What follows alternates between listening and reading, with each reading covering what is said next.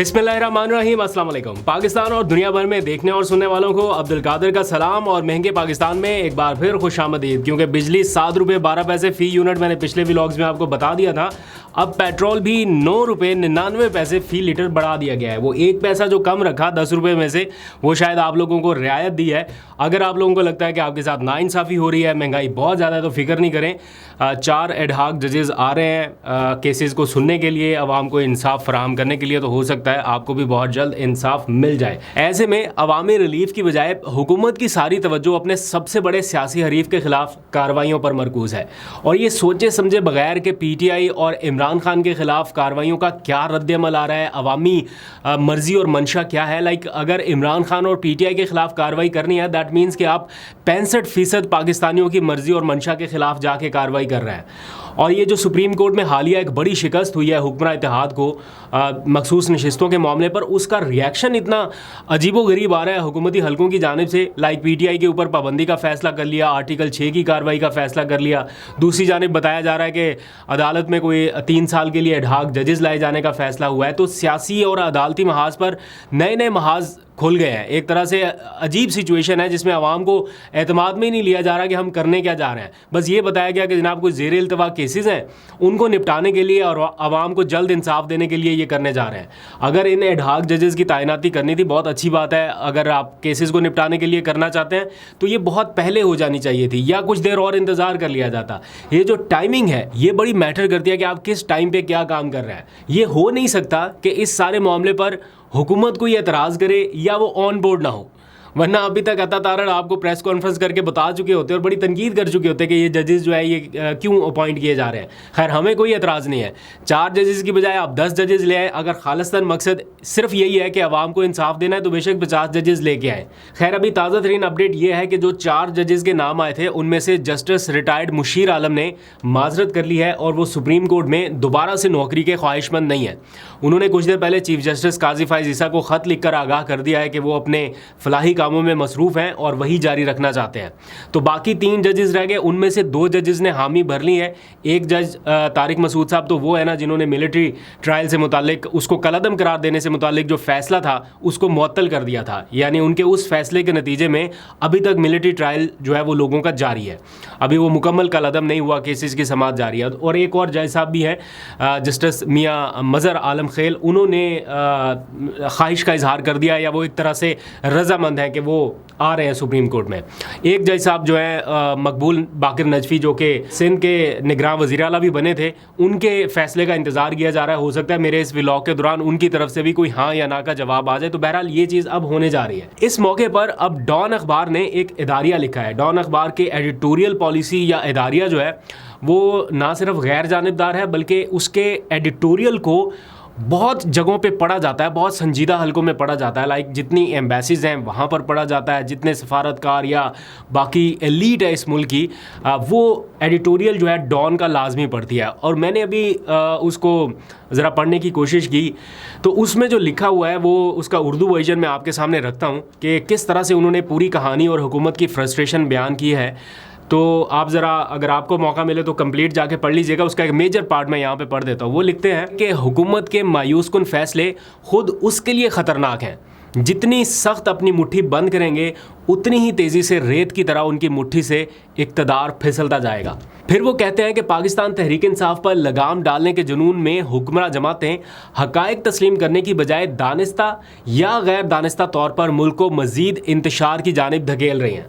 अब आप ज़रा अंदाज़ा करें कि इल्ज़ाम तो तहरीक इंसाफ पर लगाया जा रहा है कि ये इंतशार की सियासत कर रहे हैं, ये इंतशार चाहते हैं, लेकिन दर हकीकत कहाँ से इंतशार को हवा दी जा रही है या कहाँ से ऐसी पॉलिसीज़ बन रही हैं कि मुल्क में मज़ीद इंतशार की फ़िज़ा बने, वो ये डॉन अखबार का एडिटोरियल आपको बता रहा है कि कौन से फ़ैसले हैं जो वजह बन रहे हैं। फिर वो लिखते हैं कि क्या सुप्रीम कोर्ट के हालिया फ़ैसले के नतीजे में अपनी 2/3 अक्सरियत खो देने के बाद हुकूमत का ये रद्द-ए-अमल दुरुस्त है, और वो भी ऐसी अक्सरियत जो उन्हें इलेक्शन कमीशन के गैर आइनी और मावराए कानून फ़ैसलों के मरहून मिन्नत हासिल हुई हो। यानी अखबार वाज़े तौर पर लिख रहा है कि ये फॉर्म 47 वाले लोग हैं, क्योंकि इलेक्शन कमीशन के कुछ इक़दामात जो गैर आइनी और मावराए कानून थे, उन फैसलों के मरहून मिन्नत इनको इक़्तिदार मिला। फिर वो लिखते हैं कि क्या पार्लियामान में सबसे बड़ी जमात की हैसियत उसके हकदार को मिल जाने का इम्कान इतना खतरनाक था कि हुक्मरान जमातों ने मशकूक इल्ज़ामात लगाकर सियासी जमात पर पाबंदी लगाने की कोशिश की। अगर हुकूमत का गुमान ये था कि वज़ीर इत्तलात अता तारड़ की प्रेस कॉन्फ्रेंस के ज़रिए उन्होंने अपनी ताकत का मुजाहरा किया है, तो इस मामले में वो गलत है। इस प्रेस कॉन्फ्रेंस ने तासुर दिया कि वो सिर्फ बेबस और सहमे हुए हैं जो अपने इर्द गिर्द उठते तूफ़ान में ख़ुद को बचाने की कोशिश कर रहे हैं। अब आप अंदाज़ा करें कि किन अल्फाज में और कितनी खूबसूरती के साथ डॉन अखबार ये बता रहा है कि ये प्रेस कॉन्फ्रेंस गलत थी और ये लोग सहमे हुए हैं जो अपने इर्द गिर्द उठते तूफ़ान में ख़ुद को बचाने की कोशिश कर रहे हैं। फिर वो लिखते हैं कि अब उम्मीद ही की जा सकती है कि ये ऐलान करके हुकूमत शायद ये देखना चाहती थी कि इस तरह के इक़दाम पर किस किस्म का अवामी रद्दअमल सामने आएगा। इसके बावजूद ये हैरानकुन है कि अता तारड़ की जानिब से प्रेस कॉन्फ्रेंस से कबल उनकी जमातों में मौजूद दानिशमंद अफराद ने इस तजवीज़ को रद्द क्यों नहीं किया। अगर ये सब करने का मकसद जमहूरी सियासी निज़ाम को मुकम्मल तौर पर ख़त्म करना है तो फिर उन्हें ये सब जारी रखना चाहिए। अगर निज़ाम लपेटना चाहते हैं तो ठीक कर रहे हैं, फिर करते रहें, फिर इसी किस्म के इक़दाम हो सकते हैं। ताहम अगर वो समाजी और इक़्तिसादी इस्तेहकाम का हसूल चाहते हैं तो उन्हें अपनी इस्लाह करनी होगी। फिर पीटीआई के हवाले से डॉन एडिटोरियल ने अपनी राय में लिखा कि इसी तरह पीटीआई को भी लचक, पुख्तगी और दानिशमंदी का मुजाहरा करना होगा। वो लिखते हैं कि ऐसा लगता है कि पीटीआई ने मुल्क को सियासी इंतशार और समाजी अदम इस्तेहकाम की राह पर गामजन किए बगैर ही अपने सियासी मकासद हासिल करने के लिए काफ़ी फ़ायदा हासिल कर लिया है। सियासत में मुकम्मल फ़तह शाज़ो नाज़री मिलती है, इसलिए मुज़ाकरात के रास्ते बंद नहीं होने चाहिए। दूसरी जानिब जो हुकूमत के करीब लोग हैं, मैं अभी उनकी भी राय पढ़ रहा था, जो हुकूमत के करीब सहाफ़ी हैं, वो ये बता रहे हैं कि पीटीआई पर पाबंदी का फ़ैसला ये बता रहा है कि मुज़ाकरात के दरवाज़े बंद हो चुके हैं। लेकिन सियासी जमातें जो हैं, जो इस वक्त हुक्मरान इत्तेहाद के साथ हैं या अलग हैं, वो इस फैसले को मुकम्मल तौर पर सपोर्ट नहीं कर रही। पीपल्स पार्टी सबसे बड़ी इत्तेहादी जमात है, उनका बतौर जमात एक क्लियर कट अभी तक वर्जन सामने नहीं आ सका कि वो इस फैसले में साथ हैं या नहीं है। हाँ, वो ये ज़रूर कहते हैं कि जनाब अगर हमसे पूछा जाता तो हम अपनी राय देते, हमें एतमाद में नहीं लिया गया, वो ये शिकवा तो कर रहे हैं। साथ साथ उनके इंडिविजुअल जो हैं वो कहीं ना कहीं आके ये कह रहे हैं कि जनाब ये फ़ैसला दुरुस्त नहीं है। ये भी एक बड़ी ज़बरदस्त पॉलिसी है कि बतौर जमात वो इस फैसले को इंडोर्स नहीं कर रहे, लेकिन उनके कुछ लोग जो हैं वो आके टीवी के ऊपर बयान दे रहे हैं कि देखें जी हमें एतमाद में नहीं लिया गया, सियासी जमातों पर इस तरह की पाबंदी नहीं हो सकती। बिलावल का मैंने नहीं कोई ट्वीट देखा या कोई बयान अभी तक एज एफ नाउ, शायद मैं मिस कर गया हूँ अगर आया हो तो, लेकिन मैंने नहीं देखा। वो बैरून मुल्क दौरे पर है, लेकिन आसिफ जरदारी साहब हैं, वो भी कर सकते हैं। लेकिन मुझे लगता है कि ये ऊपर से रोला डालते रहते हैं, अंदर से सारे ऑन बोर्ड हैं। बहरहाल देखते हैं आगे चल के क्या होता है। शाहिद खाकान अब्बासी की तारीफ बनती है इस मौके पर, उन्होंने खुलकर इसकी ना सिर्फ मजम्मत की बल्कि उन्हीं की प्रेस कॉन्फ्रेंस सबसे पहले रद्दअमल के तौर पे आई जिन्होंने हुकूमती प्रेस कॉन्फ्रेंस को बड़ा बुरी तरह डिफ्यूज़ कर दिया था। उसके बाद ANP का रद्दअमल आया, फिर मौलाना फजलुर रहमान की जमात का रद्दअमल आ गया। सारे के सारे इस फैसले से नाखुश हैं और अवाम भी मुत्तफ़िक है कि इस तरह नहीं हो सकता, ये मामला तो इस तरह से नहीं चल सकते। मतलब ना सियासी जमातें इस हक़ में हैं, ना अवाम इस हक़ में है, लेकिन मुस्लिम लीग नवाज़ के चंद लोग ये फ़ैसला कर चुके हैं चूँकि कि वो अपने मद्दे मुकाबल किसी सूरत एक मजबूत तगड़े हरीफ को या तगड़ी जमात को नहीं देखना चाहते, तो इसलिए वो चाहते हैं कि जनाब इसके ऊपर पाबंदी लगा दी जाए। वो मैं अभी एक कार्टून देख रहा था किसी अखबार के ऊपर, तो वो बनाया हुआ था इमरान खान क्रिकेट की पिच पे, वो उठा के लेके जा रहे हैं कि मतलब खेलने नहीं देना।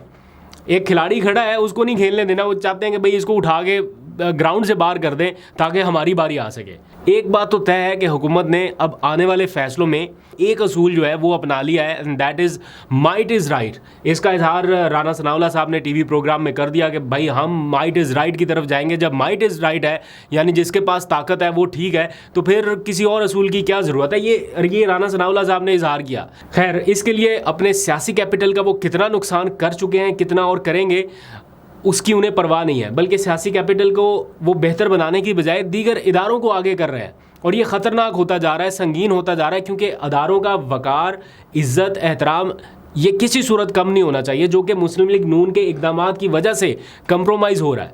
तो इसकी उन्हें परवाह ही नहीं है।